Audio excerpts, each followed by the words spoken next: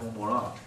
My colleague and most of my students from NCDR, Dr. Feng Lei, and Bao Liang Zhang from Central Bureau, Dr. and my student Pinfang Li, Xiaowei Lai, Nick Tong, and Akane Zhong from the university. I believe that Professor Xu, in yesterday morning, when he do the special report, he showed some figures that I will show today. I would like to start with this figure that because it shows the track of Typhoon Morakot and also the daily rainfall show up on our Central Weather Bureau's web page. Okay, as here you can see that starting on August 6th, that's before it makes rainfall, the rainfall is over the northwestern part. And August 7th, we have the northern part of the rainfall associated with inner core of typhoon. However, that in the southern part of Taiwan is already built up the rainfall.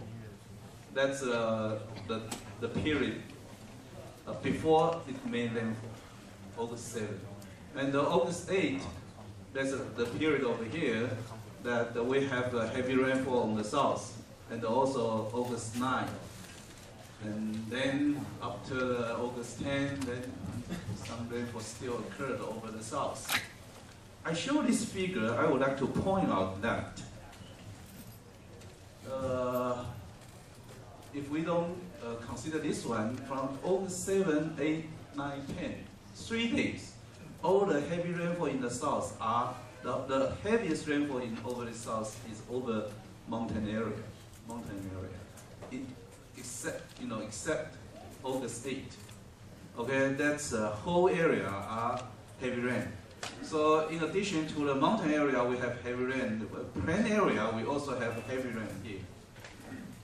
Okay, and I would like to show you what we have been doing. We focus on the south, and we study the rain gauge data over this plain area, this sloping foothill area, and also mountain area. And this plain area is in the A1. A2 is for the sloping area, and it's a mountain area. For this red column, this means the extreme. That's the largest rainfall in this area, all the rain gauges. And for this, the blue one, that's for the average value. And for these red lines, that's accumulated, the largest rainfall accumulated, and this blue is accumulated for the average rainfall. So I would like to show you that if we look at the average, that from the August 6 to August 10, the mountain area has a large rainfall here for this area. Okay. However, if you look at the hourly rainfall, in fact, the plain area has a large rain rate compared with the sloping area or the mountain area. That's a really interesting situation here. It means in the August 8th, as I just showed you in the last slide, that this figure did show that over the plain area, have comparable rainfall as what we have in the mountain area. Okay. And I would like to study this during the August 8th, what's happening. I just use this radar data, that's composite reflectivity from the 4 radar of Taiwan, Wufenshan, Hualien, Qigu, and Kending. But most of the data you can see, observe this area is from the Qigu radar. The radar system is over here. In fact, all this on this August 8, these rain bands forming over the Taiwan Strait and propagate eastward into the island. It's a little bit too hard to see the feature from this diagram, but I will look into more details. Before I do that, okay, let me show you. Here is a cross-section, vertical cross-section of this diagram.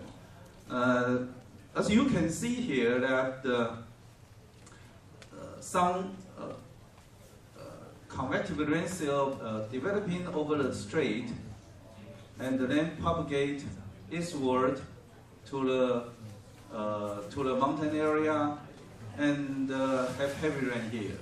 But as I just mentioned, that we have not only heavy rain over the mountain area, in fact over the plain area, this area has also strong wind, strong precipitation.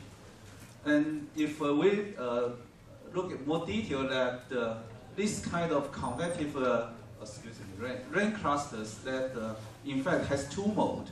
One mode is this type of propagating mode. The other is more stationary mode over the mountain mode.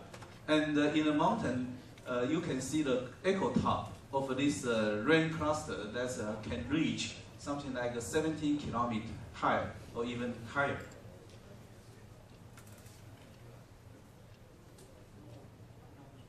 Later, I would like to show you that all this, if we examine the velocity distribution here, we have a strong low-level wind shear occurred in this area. I think I skipped one there. No? Okay.